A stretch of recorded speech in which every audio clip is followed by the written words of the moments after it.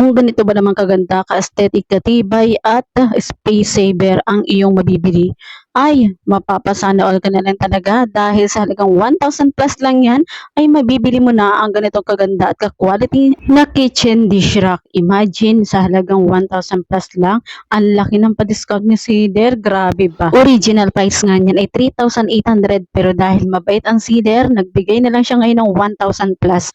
Complete set na yan kapag binili mo, magiging organized talaga ang iyong baso, plato, kutsara, platito dito.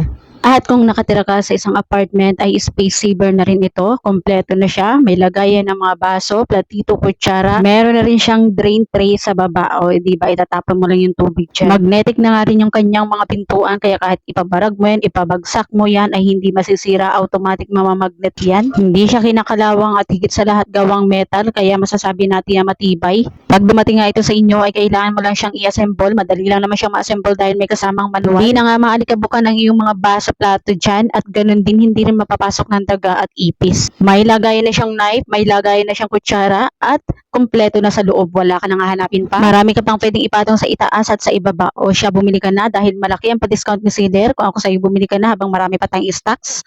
I-click mo lang yung link sa ibaba. Ipapaalala ko lang mahal na mamimili na kasalalay sa seller ang biglang taas o baba ng discount. Salamat!